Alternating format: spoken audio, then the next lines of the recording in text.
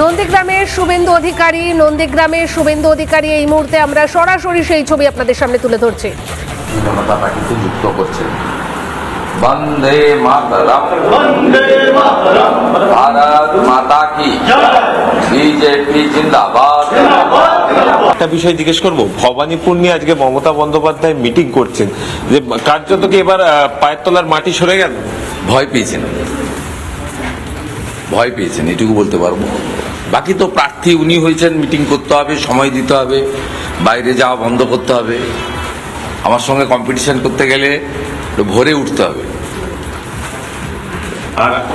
আর একটা বিষয় জিজ্ঞেস করছি, যে মেলা করে ঘুমালে হবে না।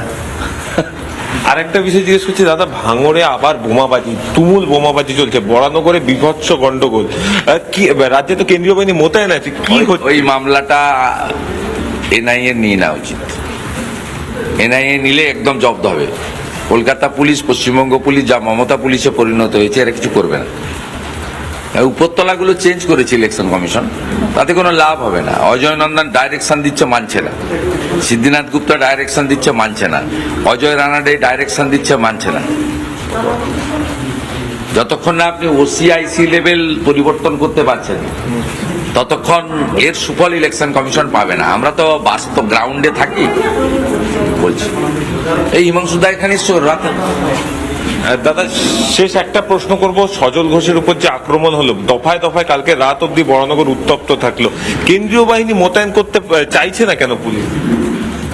ওই কথা বললাম না, নিয়ন্ত্রণ ওদের হাতে। তো ধরুন একটা গ্রামে গন্ডগোল যদি হয়, সেই গ্রামে যাওয়ার জন্য বা শহরের একটা ওয়ার্ডে যাওয়ার জন্য 4টে রাস্তা আছে। কোনো রাস্তায় 1.5 ঘন্টা লাগে, কোনো রাস্তায় 45 মিনিট লাগে, কোনো রাস্তায় 30 মিনিট লাগে, কোনোটায় 5 মিনিটে যাওয়া যায়। পুলিশের অফিসার থাকে টিমের নেতৃত্বে, আর ড্রাইভার দেওয়া থাকে থানা থেকে, কমার্শিয়াল গাড়ির ড্রাইভার। তাকে বলা হয় তুমি 1.5 ঘন্টা ঘুরিয়ে নিয়ে যাও, তার মধ্যে মরে যাক, কেটে যাক, রক্তপাত হয়ে যাক, চুরি চামারি করে চলে যাক। এবারে ওই ড্রাইভার এবং তার যে কিউআরটির লিড অফিসার যদি নিরপেক্ষ লোক হয়, সে ইলেকশন কমিশনের যে ডাইরেকশন আছে, ইনসিডেন্ট ফ্রি ইলেকশন, সকলকে ইলেকশনের রাজনৈতিক মাঠে লড়াইয়ের সুযোগ, প্লেইং ফিল্ড করে দিতে হবে।